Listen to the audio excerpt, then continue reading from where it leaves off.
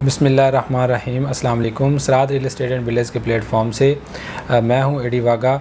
Dear viewer, जैसा कि आप जानते हैं कि इस प्लेटफॉर्म के थ्रू हम आपके लिए बहरिया टाउन कराची से मुतालिक इन्फॉर्मेटिव वीडियोज़ लेकर हाज़िर होते हैं।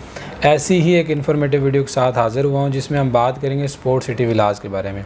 स्पोर्ट सिटी विलाज इस वक्त मार्केट में जो सबसे ज़्यादा काम हो रहा है वो स्पोर्ट सिटी विलाज पे हो रहा है।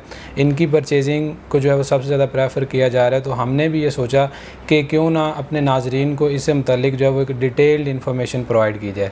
तो इसके बारे में डिटेल्ड इन्फॉर्मेशन प्रोवाइड करने के लिए हमारे साथ मौजूद हैं Sarad real estate and builders के टीम लीडर और most senior consultant Wasim Sajjad साहब। तो आइए उनसे बातचीत करते हैं और उनसे जानते हैं कि इनके बारे में जो भी प्रोज एंड कॉन्स हैं, जो भी फ्रीक्वेंटली आस्क्ड क्वेश्चन हैं, वो क्वेश्चन उनसे हम करेंगे और इंशाल्लाह वो आपको डिटेल से इनके बारे में जो है ना वो बताएंगे।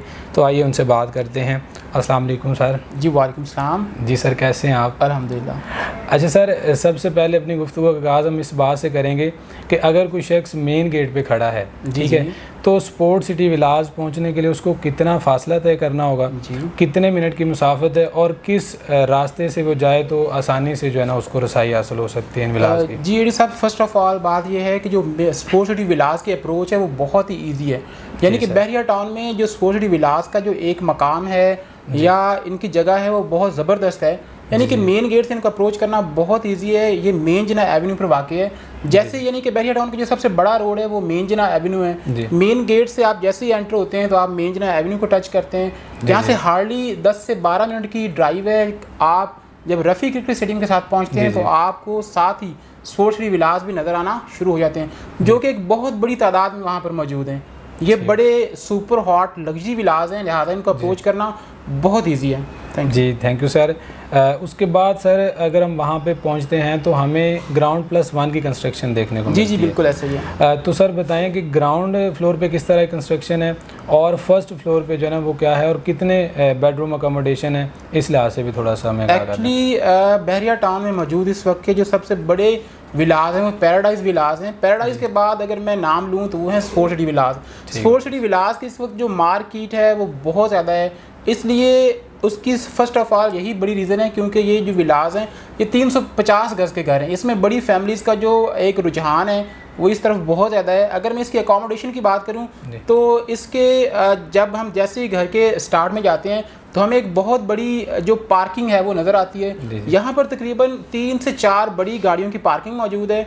जैसे ही हम एंटर होते हैं घर के अंदर तो आपको एक बहुत बड़ा डाइनिंग और ड्राइंग देखने को मिलता है। उसके साथ एक बहुत बड़ा किचन है और किचन के साथ ग्राउंड फ्लोर पर एक ही बेडरूम है जो कि मास्टर बेडरूम है, बड़ा बेडरूम है। ठीक है, जैसे ही हम अपस्टेयर जाते हैं तो आपको सबसे पहले टीवी लाउंज नज़र आता है।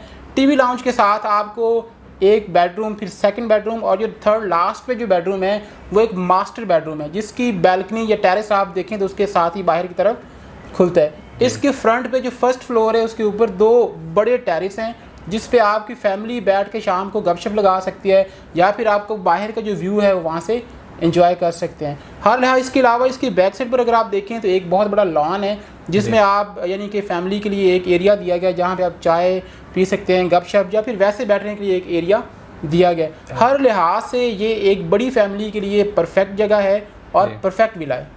जी सर, डेफिनेटली अगर 4 बेडरूम है तो एक बड़ी फैमिली वहाँ पे इजीली जो है वो अपनी रहायश इख्तियार कर सकती। बिल्कुल ऐसे ही है। चलें सर, ये तो हो गया रहायश इख्तियार करने के हवाले से।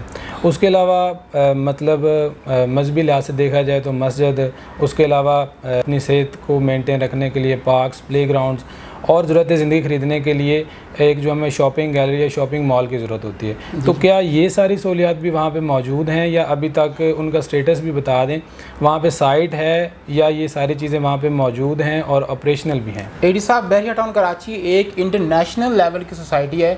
ये कोई आम सी कोई छोटी मोटी सोसाइटी या फिर एक एरिया नहीं है। यहाँ पर जो भी प्रीसेंट बहरिया टाउन के अंदर मौजूद हैं, हर प्रीसेंट में बहरिया टाउन ने एक अलहदा से मस्जिद, पार्क और शॉपिंग गैलरी का एरिया मुख्तस किया हुआ है, सेम एज इट इज़ जो स्पोर्ट्स सिटी विलाज हैं इनके अंदर। ये तो बड़े सुपर हॉट लग्जरी विलाज हैं, इसलिए यहाँ पर 3 बड़े पार्क मौजूद हैं। इसके अलावा यहाँ पर एक प्ले ग्राउंड है और इसमें जो मस्जिद है एक आलीशान मस्जिद जो अल्हम्दुलिल्लाह यहाँ पर ऑपरेशनल हो चुकी है। यहाँ पर नमाजी नमाज अदा कर रहे हैं। अगर तीसरे नंबर पर अगर मैं शॉपिंग गैलरी की बात करूं तो प्रिसन 33 जो जिस एक रोड का फासला दरमियान में है, रोड की एक तरफ स्पोर्ट्स सिटी विलास है और साथ में दूसरी तरफ प्रिसन 33 है। तो 33 के अंदर एक बहुत बड़ी ज़बरदस्त शॉपिंग गैलरी जो है उसका रिसेंटली आगाज़ कर दिया गया है। वहाँ पर लोग शॉपिंग कर रहे हैं अल्हम्दुलिल्लाह। तमाम जो चीज़ें बेसिक नेसेसिटीज़ ऑफ लाइफ हैं वो स्पोर्ट्स सिटी विलास के अंदर मौजूद हैं। यानी कि अगर आप वहाँ पर घर परचेज़ करते हैं तो आपको वहाँ से बाहर जाने की बिल्कुल भी ज़रूरत नहीं है। जी ठीक होगा, बेहतर सर। इसका मतलब है कि वहाँ पे जो बंदा राइश इख्तियार करता है उसे ज़रूरत ज़िंदगी की आलमोस्ट तमाम जो ज़रूरतें वहाँ पे मुहैया कर दी गई हैं। जी बिल्कुल है सर। उसके बाद ये एक बात हमें बताएं कि इनका फ्यूचर क्या है, क्योंकि और भी काफ़ी प्रेजेंट्स हैं मेन गेट के करीब जो हैं वहाँ पे भी विलाज मौजूद हैं। तो आप कौन सी ऐसी वजूहात हैं, क्या ऐसी बात है कि जिसकी बुनियाद पर आप इतनी दूर 10 से 15 किलोमीटर जो डिस्टेंस पे हैं मेन गेट से, आप उनको प्रेफर कर रहे हैं? उनको प्रेफर करने की ख़ास वजह, उनका फ्यूचर क्या होगा आपके ख्याल से? अगर मैं फैक्ट्स एंड फिगर्स की बात करूं जो कि हर कोई जानता है, ओवरऑल जो भी लोग बहरिया टाउन में इन्वॉल्वमेंट करते हैं या फिर यहाँ के रिहायशी हैं या ख़रीदार हैं, उनको ये आइडिया है कि जो स्पोर्ट्स सिटी विलास हैं ये रफ़ी क्रिकेट स्टेडियम के बिल्कुल साथ आ रहे हैं। दूसरी इसमें सबसे बड़ी रीज़न ये है कि ये जो विलास हैं ये 350 गज़ के 4 बेड अकोमोडेशन के साथ हैं। लिहाजा जो बाकी ओवरऑल बहरिया टाउन में घर हैं, जैसे कि मैं प्रिसन 2 की बात करूं या 10A 11A प्रिसन 27 की घरों की बात करूं तो वो 3 बेड अकोमोडेशन के साथ छोटे घर हैं जिसमें पार्किंग भी सिर्फ एक कार की है। इसके अलावा ये बहुत बड़ा फैक्टर है कि वो लोग जो एक लग्जरी किस्म के घर में रहना चाहते हैं या फिर जिनकी फैमिली थोड़ी बड़ी है, लिहाजा वो लोग हर लिहाज से स्पोर्ट्स सिटी विलास को प्रेफर करते हैं। और इसकी बड़ी एक दूसरी वजह यह है कि ये मेन जना एवेन्यू पर वाक़ हैं। इसके साथ जो सराउंडिंग जो हैं, जो यानी कि आप कह सकते हैं कि एंटरटेनमेंट का होना एक फैमिली के लिए बहुत ज़रूरी है। यानी कि बच्चे शाम को ज़िद करते हैं कि हमें जी किसी ऐसी जगह पर ले जाएं, तो इसके साथ रफ़ी क्रिकेट स्टेडियम मौजूद है जो कि आने वाले दिनों में ऑपरेशनल होने वाला है। डेफिनेटली जब ये ऑपरेशन होगा तो ये एक इंटरनेशनल स्टैंडर्ड का स्टेडियम है, ये एक नेशनल स्टैंडर्ड का नहीं है, बल्कि यहाँ पर इंटरनेशनल मैचेस हुआ करेंगे। जो चूँकि बहरिया टाउन एक सेफ प्लेस है, तो यानी कि फॉरेन कंट्री से आने वाली टीम्स के जो मैचेस हैं वो यहीं पर लोग प्रेफर करेंगे कि होंगे। लिहाजा इस वजह से भी इनकी मार्केट वैल्यू बहुत ज़्यादा बढ़ेगी। इसके अलावा आईफल टावर इसके साथ आ रहा है, डांसिंग फाउंटेन भी इसके काफ़ी करीब है। लिहाजा इन तमाम वजूहात की बिना पर इनकी जो इन्वेस्टमेंट जो पर्पज़ है या रिहायशी लिहाज से अगर देखा जाए तो हर लिहाज से ये भरपूर हैं। मज़ीद अगर मैं दूसरी बात करूँ तो इनकी जो लॉन्चिंग प्राइस थी वो 1 करोड़ 45 लाख थी। जैसे कि आपको पता है, तो उस वक्त लोगों ने बहुत हेजिटेशन फील की थी कि आया कि 1 करोड़ 45 लाख में ये महंगे हैं या फिर हम नहीं परचेज़ करना चाह रहे।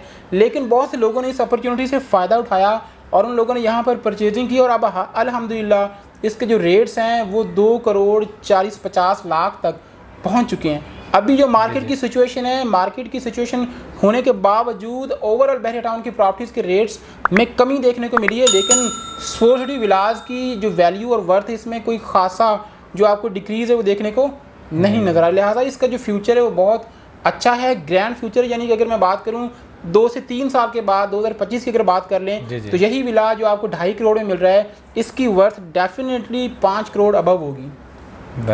बेहतरीन सर। तो अच्छे से जो है ना मुझे तो क्लियर हो गया और उम्मीद करता हूँ कि इंशाल्लाह जो व्यूवर्स हैं उनको भी ये पता चल गया होगा कि इन विलाज का फ्यूचर क्या है। चलें सर, लास्ट टाइम जैसे जन्नत है तो साथ दोज़ख भी होता है। तो हमने ये तो बातें कर ली कि यहाँ पे जो है ना वो विला ख़रीदना बहुत ज़्यादा फ़ायदेमंद है। तो विला ख़रीदते हुए कुछ ऐसी बातें, कुछ ऐसी स्ट्रीट्स या कुछ ऐसी बातें बता दें जिनसे मतलब जिनको प्रेफर करना चाहिए, जो कि मतलब फ्यूचर में बहुत ज़्यादा जो है ना वो फ़ायदा देंगे लोगों को, और कुछ ऐसी बातें मतलब जहाँ पे ख़रीदारी करने से पहले थोड़ी सोच विचार कर लेनी चाहिए या फिज़िकली विज़िट कर लेना चाहिए। तो इस बारे में थोड़ा जी बिल्कुल, बहरिया टाउन में भी ऐसी जगह हैं बिजनेस के अंदर जहाँ पर आपको ख़रीदारी करने के लिए थोड़ा सोचना पड़ता है। फर्स्ट ऑफ ऑल मैं बात करूँगा, इसके अंदर से हाई वोल्टेज लाइंस गुजर रही हैं। अगर कोई विला हाई वोल्टेज लाइन के करीब आ रहा है तो आपको चाहिए कि आप विज़िट करके उसको देखें, पहले क्लैरिफाई करें आया कि ये आप लोगों के लिए ये ठीक रहेगा फ्यूचर में या